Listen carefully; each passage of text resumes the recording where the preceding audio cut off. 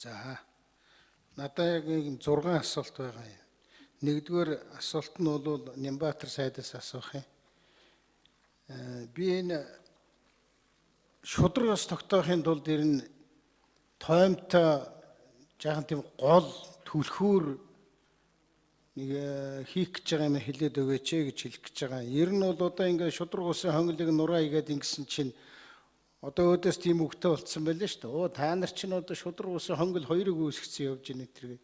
Тэгэхээр нөгөө нэг аюулгүй зөвлөл дээр нэг хууль хяналтын нэг шүүгчдийг өөрчилдөг нэг төр зуурын шинжтэй тийм зохицуулалт хийсэн гэж би ойлгож байгаа л да. Тэр мэр чинь ингээ бүр болоод явчих юм бол бас л биш болно шүү дээ. Тэгэхээр энэ чиглэлээр ер нь юу хийх гэж байна? Одоо энэ 4 жилийн шудраг усын хонгол нураах юм байлгүй дээ. Гүйцээгээд. Хоёр дахь нь бол байгалийн баялаг. Байгалийн баялагын цөөхөн ингээд аваад идчихэд байдаг биш. Олон хүн хүрддэг болгохын тулд ямар арга хэмжээ авах гэж байгаа. Гурав дахь нь бол би энэ автозамын юмыг харлаа. Би яг өмнө нь хийжсэн хүмүүсийн гаргасан алдааг битэд автаасаа л гэж байгаа. Зарим нэг ололттой юм авч яваасаа билээ. Автозам дээр бол манайхан ингэдэг хурлын гишүүд сум аймаг татна гэдэг ингэдэг байсан юмыг өмнө нь яаж зогсоосон гэхээр бүх аймгийн төвийг хатуу уучлалтай замаар Улаанбаатартай холбоно гэд бусад бүх оролдлогыг нь бол таслан зогсоосон. Нэг ингээд шууд энэ мөрийн хөтөлбөрт бичих ёстой. Одоо энэ дотор бол төмөн янз юм байна да. Тэгэхээр миний ойлгож байгаагаар бол одоо хамгийн их одоо машин явдаг тэр замыг эхлээ барих ёстой. Би андуураагүй бол одоо энэ бидний дараачийн бодол юу байсан гэхээр одоо хамгийн ихний ээлжинд аймагуудын хооронд нь холбосон олон улсыг холбосон зам бол Увс хувдын зам байгаа. Нэгдүгээр зам гэж хэлж.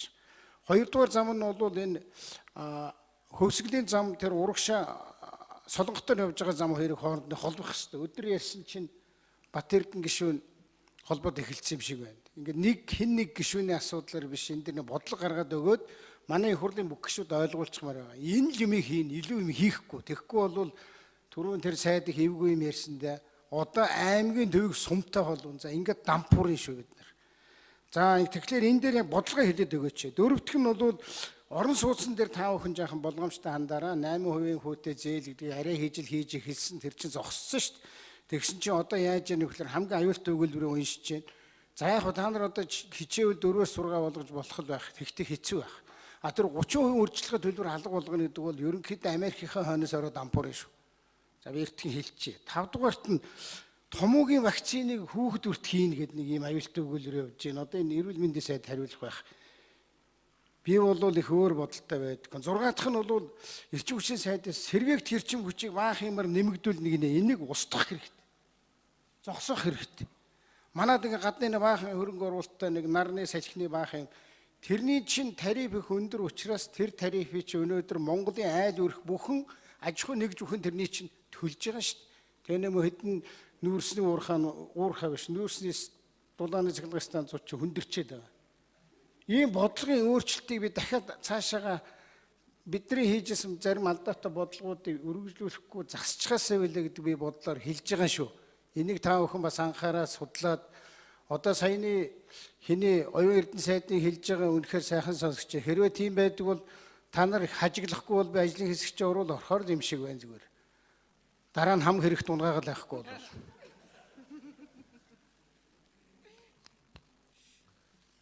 За хууль зүйн хотод хэргийн сайд Нямбатар тэр зарим хуулийн байгууллагуудын удирдлагыг солихтой холбоотой хууль тогтоомж цаашдаа энэ хуваар явах юм уу яах юм гэж асууж байна.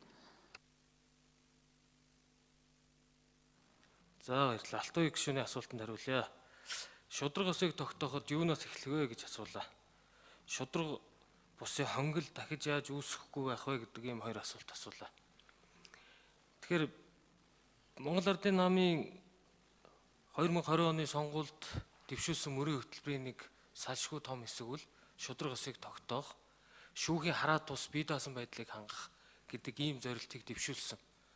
Энэ дээр маш том одоо зорилтыг дэвшүүлсэн энэнд магадгүй иргэд сонгогчид том үнэлт өгч Монгол Ардын нам үнэлэхгүй ялалт байгуулах юм үндэс бүрдсэн бахаа гэж бодож байгаа. 2019 оны 11-р сард Монгол улсын үндсэн хуульд оруулсан нэмэлт өөрчлөлтөөр шүүх эрх мэдлийн бүлэгтэй холбоотой 3 өөрчлөлт орсон. Шүүхийн ерхий зөвлөлийн бүтэц бүрэлдэхүүнийг заасан. Хоёрт нь анх удаага шүүгчийн сахилгын хороо буюу шүүгчийн бүрэн эрхийг төдөлзүүлдэг, огцруулдаг ийм үндсэн хуулийн байгууллагыг үндсэн хуулийн томьёолж өгсөн. Гурав дахь нь засаг захиргаа нутаг дэвсгэрийн нэгжийг суурилсан шүүхийн системээс гадна хүн амын төвлөрөл ачааллыг харгалзаж тойргийн журмаар шүүх байгуулахын мэрэгцэн үндсийг үндсэн хуулиар нээж өгсөн. Энэ хүрээнд хууль зүйн дотоод хэргийн яам 2013 онд батлагдсан шүүхийн 4 хуулийг нэг хууль буюу төрөлцсөн нэг хууль болгож шүүхийн тухай хууль гэдэг ийм төслийг өнгөрсөн 4-р сард улсын их хурлд өргөн барьж улсын хурлын чуулганы нэгдсэн уралдаанаар хилц хэсгийг нь шийдээд ингээд чуулган завсарласан байгаа. 10-р сард эхлэх ээлж чуулганаар хилцэх асуудлын хамгийн тэргүй ээлжинд нь шүүхийн тухай хуулийг хилцэхээр ингээд хууль зүйн дотоод хэргийн яамнаас их хурлын намрын чуулганаар хилцэх асуудлын дарааллын саналаа өгчихсөн байгаа. Тэгэхээр бид шүүхийн тухай хуулийг их зөв зүйтэй хийж таны нэгдүгээр асуултанд хариултаа олно. Өөрөөр хэлбэл шүүх хаанаас бүрэлдэж бий болох вэ гэдгээ хин нэг улс төрчдийн томилгоод байгууллагаас биш. Хараа тус шүүхийн ерхий зөвлөлөөс бид нар хуульчдаас шүүгчдийг шилж сонгоод шалгаруулдаг энэ одоо журмыг л бүрдүүлэх ёстой. Анх удаага үндсэн хуулинд шүүхийн ерхий зөвлөлийг 5-ыг нь улсын хурл, 5-ыг нь шүүгчдийн дундаас ингээд 10 гишүүний бүрэлдэхүүнтэй байгаар үндсэн хуулинд хуульчилж өгсөн. Энэ дагуу шүүхийн тухай хуулинд яг энэ нэр томьёо орж ирсэн шүүд хилцүүлгийн явцад энэ 10 гишүүн бол орон тооны хэлбэрээр зохион байгуулагдаж ажиллая. Энэ 10 гишүүнийг хин нэг субъектийн санал болгосноор биш улсын хурл нээлттэй сонгон шалгаруулалт зарлж нийт их хурлын чуулганы нэгдсэн уралдаанаар томилгооны сонсгол хийж сонгон шалгаруулалт хийж томилдог ийм зөвхөн нэг бүрэн эрхийг хугацаатай ажилдаг ерхий зөвлөлтөө олё гэдэг л ийм зүйлийг ярьж байгаа. За хоёр дахь таны асуултанд би зөвхөн хоёр хөвгөлбөрээр хариулъя. Эрүүгийн хэрэг үүсгэж, шалгаж, мөрддөг, ялах дүгнэлт үлддэг, шүүдэг энэ тогтолцоо нэг гарт төвлөрөхийг та бид бүгд нэг агуулгаар энийг шудраг усын хонгил гэж үзэж байгаа. Өнөөдөр Монгол улсын ерөнхийлөгчийн улсын их хурлаа зөвшөлдөж оруулж ирснээр ерөнхий прокурор томилогдож байгаа. Өмнө нь ерөнхий прокурорын дэргэд прокурорын мөрдөн байцаах алба байх үед таны одоо бүрэн эрхийн хугацаа өмнөх бүрэн эрхийн хугацааны үед энэ прокурорын мөрдөн байцаах албыг татан буулгачихсан. Одоо бид цаашид энэ 3 байгууллагад мөрдөх алба байдаг. Энэ тогтолцоогоор явах юм уу гүм үү гэдэг дүгнэлт өгч бид цаашид үндэсний мөрдөх албаны тогтолцоог бий болгоё.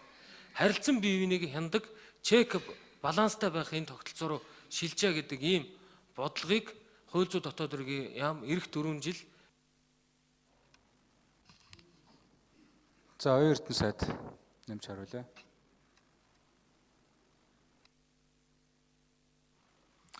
За би энэ дээр бас нэмээд нэг хоёр зүйл дээр ярих зүйтэй авах гэж бодож байна. Энэ тогтолцоо гүйцэд нурааг байгаа алтайг дараа. Яг нэг толгоо молгоон солигдсон их биеийн яг хэвээрээ байж байгаа. Энд удахгүй танд ил болох байх.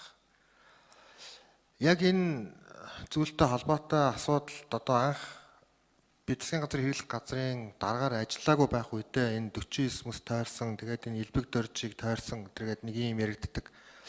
Манай намтай ч холбоотой бас нэг ийм асуудлууд байдаг. Хин холбоотой юм бол гэж их боддог гэсэн. Одоо бол би хин холбоогүй үлдсэн бол гэж боддог болсон. За энэ дээр одоо бас томоохон нэг ийм шинжилэл хийх хэд хэдэн зүйлүүд бас одоо энэ 4 жил яригдана. Энэ бас амаргүй юм сорилттой нүүр тулах байх. Энэ дээр одоо их хурлын гишүүд та бүхний дэмжлэгч их хэрэгтэй болох байх. Энэ хууль бус гүйцэтгэх ажиллагаа хэд газар авсан байна. Одоо бүх их хурлын гишүүд хоорондоо утсаар ярьж чадахгүй Viber-аар ч юм уу нэг тим юмар ярьдаг болсон. Гадуур явж байгаа хувийн хвшлийн хүмүүс аль нэг байгаа одоо рестораны VIP өрөөнд уулзч чадгаа байсан. Бүгдээрээ таган чагнаж байгаа гэж боддог. Үнэхээр тийм байдаг. Тэгээ илэрдэггүй. Бие биенээ үгсэн хамгаалдаг. Хуулийн байгууллагын нөхдүүд. Хуулийн байгууллагын нөхдүүд хамгийн том бизнесмэнүүд болсон юм билээ. Гадаад хөрөнгө оруулалтыг дээрэмддэг. Очиж тэнцээ хууль бус гүйцэтгэх ажиллагаа хийдэг. Ийм нөхцлөд рүү орсон юм билээ. Тэгэхээр энэ дээр одоо би бас Ямбатар сайдтай санал солилцож байгаа. Энэ хуулийг өөрчилнө. Хууль бус гүйцэтгэх ажиллагаа одоо хийж хин нэгэн одоо хүний хувь хүний нууцтай холбоотой асуудал, эсвэл хувийн хвшилтэй холбоотой асуудал энгийн иргэнд дарамт үүсгэх байдлаар ийм зүйл одоо хийсэн бол ялыг нь чангадах ийм одоо арга хэмжээ авахаас аргагүй нөхцөл байдалд өнөөдрийн хуулийн хяналтын байгууллагууд хурцын үеэс эхлээд орцсон юм байлээ. Одоо энэ нэг КГБ стилээс гарч чадахгүй тэрнийх нь үр хөврөл ингээ өнөөдрийг хүртэл явж байгаа. Тэгэхээр энийг одоо хэдүүлээ хамтдаа засаж чадвал бас энэ одоо хуулийн хяналтын байгууллага тойрсон энэ асуудал дээр нилээдгүй тийм том цэгцрэх түвшнөрөөгөө орох болов гэсэн ийм одоо ихтгэл үнэмшлэл байж байгаа. За тэгээд ингээд асуудал яриад ирэхлээр л одоо нэг тийм асуудлууд гардаг, нууц тал баахан бичиг шидэлцдэг ийм зүйлүүд болж байгаа. За энэ дээр миний хувьд ч гэсэн одоо бас асуудлуудыг өмнө нь ярьжсэн, цаашдаа ч гэсэн энэ дээр бол одоо бас хатуу ийм одоо тэмцэл хийх ёстой юм байна гэж бас боддог ихтгэл үнэмшил улам бүр лавширч байгаа гэдгийг бас хэлхийг хүсэж байна. Ингэжээж бид нар яг нөгөө нэг хувь хүнд биш хуульд үйлчилдэг, хууль захирагддаг ийм одоо тогтолцоо, ийм зүйл рүү орох ёстой. Бид нар өөрөө өөрсдийгөө одоо ингээд нэг таган чагнадаг, улс төрчдийн алдаатай үйлдэлийн хойноос тэнүүчилдэг биш. Гадаад дотоод аюулгүй байдал ямар түвшинд байна гэдгийг биднэрт мэдээлдэг ийм мэрэгсэн тусгай албаттай болох хэрэгтэй. Энэ байдал руу тогтолцооны тийм томоохон шинжилэл бол одоо бас энэ 4 жилд бол хийгднэ гэдэг ийм ихтгэл үнэмшилтэй ажиллаж байгаа гэдгийг бас танд хэлхийг хүсэж байна. Дэлгэрэнгүй мэдээллийг бас тантай хөвчилж уулзаад ярих юмнууд ч бас гарах байхаа. Баярлалаа. Зам тээврийн хөгжлийн сайд талтар 95 дугаар микрофон. За Алтуй гишүүний асуултанд хариулъя. Би ерөөхдөө санал нэг байна. Энэ аймгийн төвүүдийг бид нар ч бүрэн холбоод дуусаагүй яваад байгаа. Тэгээ хамгийн ихний нэгдүгээр зорилт бол аймгийн төвүүдийг нийслэлдээ авцсамаар холбоод дуусгая гэж одоо үндсэндээ 2 аймаг үлдсэн. Энийг бид нар ингээд нэгийн энэ онд нөгөөдхийн дараа жил онд амжуулаад ингээд дууснаа. За хоёрдугаар барьж байгаа гол зарчим бол энэ эдийн засгийн өсөлтийг хангаж экспортыг дэмжих зорилгоор хөлийн бомб байнгын ажиллагаатай хөлийн бомбуудыг хатуучилтаа авцсамаар холбоё гэдэг хоёр дахь зарчим. За 3 дугаар зарчим аялал жуулчлалын зориултаа бүс нутгууд руу аймгийн төвүүдээс хатуучилтаа авцсамаар холбоё гэдэг 3 дахь зарчим байна. За дөрөвт нь таны дөрөвний хэлдэг нь олон улсын 2 босоо тэнглэгийн зам байгаа. Энэ Алтан булаг замын үүд ЭH3, за цагаан нуураас Булган бомбд хүртэлх ЭH4, энэ дээр нь 25.5 км Баян-Улгийн аймгийн нутаг дээр байна. Энийгээ бид нар эх онд дуусгана. Энэ бол 4 дахь зарчим. За 5 дахь нь бол зөвөр бас улсууд буруу ойлгосон байж магадгүй. Би залруулах ёстой. Нутгийн зам хөтөлбөрийн гол зорилго бол хүн амын суурьшил ихтэй, эдийн засгийн ач холбогдолтой, хөдөлгөөний эрчимжилт өндөртэй ийм сумдуудыг аймгийн төвтэй хөнгөвчлсөн ийм замаар холбоё гэж. Тэгээ манай зам тээврийн салбарын эрдэмтдээс нэг баг байгуулад энэ арай өөр хөнгөн маягаар, өөрөөр хэлбэл одоо хатуу очилттой авт замаас нэг 2.5-аас 3 дахин хямдхан ийм одоо хатуу очилтын технологи гаргаад энээрээ холбоод явъя, тэрнээс одоо бүх аймагуудын төвийг бүх сумтай холбоно гэсэн санаа ерөөсөө биш. Алсагдсан сумдуудын асуудал үлдэж байгаа. За тэн дээр бол бид нар иргэний нисгийн ерөнхий газраас гаргасан энэ ерөнхий нислэгийн хөтөлбөр байна. Тэр бол яаж байгаа юм гэхээр алслагдсан аймагуд алслагдсан сумдуудтайгаа бага урын онгоц нисгэж иргэдэд үйлчлэх ийм л зориултын юм хийгдэж байгаа. Барилга хот байгуулалтын сайд эхлээд хариулж, нэгдүгээр энэ дэр микрофон дээрээс. За дараа нь эрүүл мэндийн сайд, эрчим хүчний сайд хариулт бэлдэж байгаарай. Ипотек зээлтэй холбоотой асуусан. За ипотек энэ бол намын мөр хөтөлбөрт орсон байгаа. Тэгээд түрүүн бас 6% Алтуй гишүүн хэлж чинь 30%-ийг оруулахад бас үнэлтгөө гэж ер нь 13 оноос хойш 90,000 хүн ипотекийн зээлийг авсан байгаа. Хамгийн ашигтай зээлийн бол арилжааны банкуд төр бол ипотекийн зээл байна. Тэгэхээр дандаа ипотекээс явахаас гадна бас энэ туризмын орон сууцны хөтөлбөрийг бас давхар бид нар хэрэгжүүлнэ гэж ойлгож байгаа. Тэгэхээр одоо бас ипотекийн зээл төлөх боломжгүй бас арга дэргэдэд түрээслүүлэх, за түрээслүүлж байгаа хурд хугацаагаар бас төлж байгаа ипотекийг хамрахын боломжуудыг бас гаргаж давхар хийн. Ер нь бас зарим хувийн ишлүүд бас түрээслэх хэмжил рүү орсон байгаа.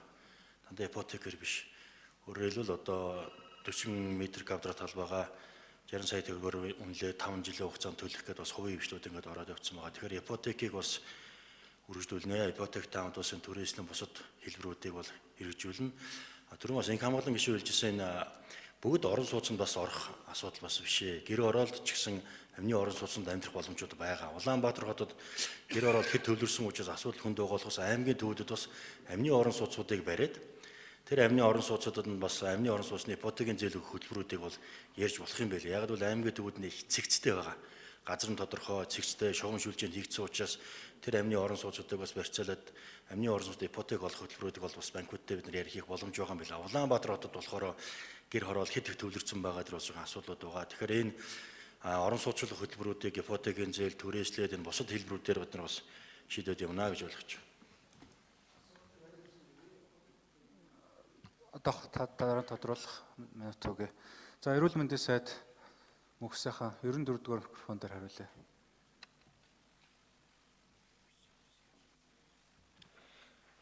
За гишүүний асуултанд хариулъя. Энэ жилийн хувьд бол одоо бас улирлын томоогийн вакцины хангалт бол онцлогтой байгаа.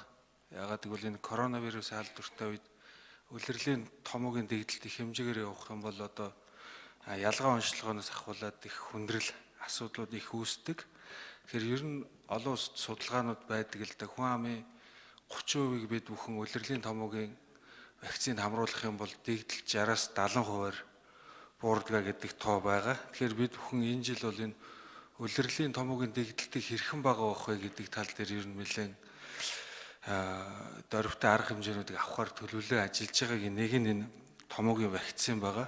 Дараагийн асуудал бол энэ улирлын томоогийн үед энэ амны хаалт, гар хариуцах, зай барих зэрэг асуудлууд нь бол хэд дахин улирлын томоогийн дэгдэлтийг хэд дахин бууруулдаг учраас энэ тал дээр нэлээд анхаарлуудыг бас хандуулж ажиллая гэж ингэж төлөвлөж байгаа. Ер нь бол цаашдаа энэ улирлын томоогийн вакциныг ялангуяа эрсдэл бүлгүүдийн хүмүүс болон бага насны хүүхдүүдэд энэ хамрагдалтыг нэмэгдүүлээд явах нь бас жил болгон үүсдэг энэ улирлын томоог багасгах өндөр ач холбогдолтой гэж үзэж байгаа учраас цаашдаа ер нь улирлын томоогийн вакцинжуулалтыг нэмэгдүүлэх ийм зорилготой байгаа. Энэ жилийн хувьд бол бид бүхэн сая 300 мянган орчим хүн том вакцинаар хангахаар ийм төлөвлөгөөтэй ажиллаж байгаа.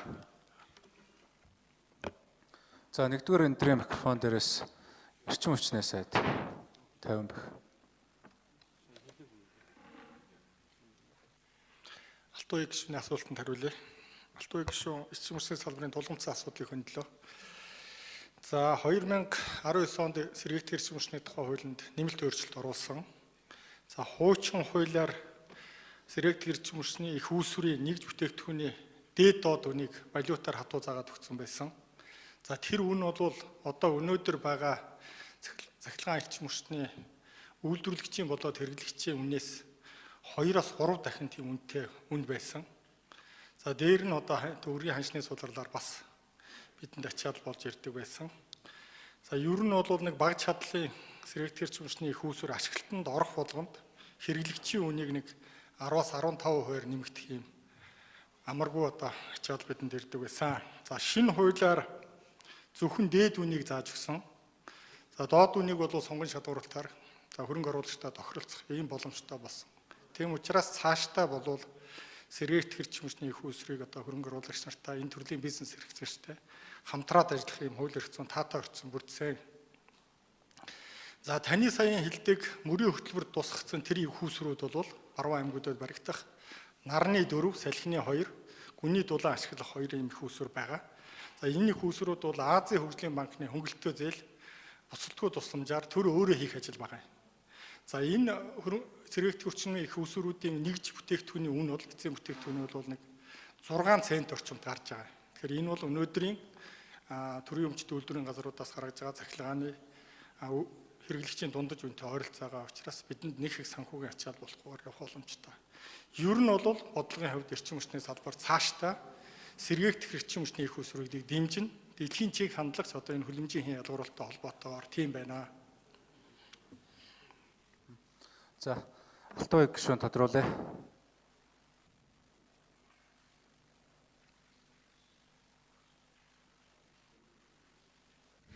За Мөнхбаатар сайд ойлгосонгүй та энэ мөрийн хөтөлбөрийн 13 дугаар хуудасны 8 дээр байгаа байхгүй юу? Та нар энэ их ноцтой шүү. Нийгмийн даатгал төлдөг баг дунд орлоготой иргэдийг анхудаа орон сууц худалдаж авахт нь урьдчилгаа төлбөргүй гэдэг чинь 30% төлбөр байхгүй гэсэн. Тэгээд жилийн 4-өөс 6% хүүтэй орон сууцны хөнгөлөлтөд зээлд хамруулна гэчлээ. Та тэмээхээр ямаа гээд түрээсийн байр бол өөр хуулиуд л та альтернативуд. Та яг энэ 8-ыг л хариулээд өг. Та нар энийг хийж чадах юм уу? Эрдэнэсээ та нар итгэлтэй байгаа юм уу? Мэргэжлийн хүмүүс нь оролцоод яг үнэхээр болон бүтнэ гэж байгаа юм уу? 8% зээл өгч чадахгүй зогссон шүү дээ. Одоо тэгээд урьдчилгаа 30-гүйгээр тэгээд 8-ыг 4-өөс 6 болгоно энэ одоо хаанаас гарч ирсэн бол доо. Яг итгэлтэйгээр хариулмаар байх Мөнхбаатар сайд. Шал өөр юм хариулээд байгаа.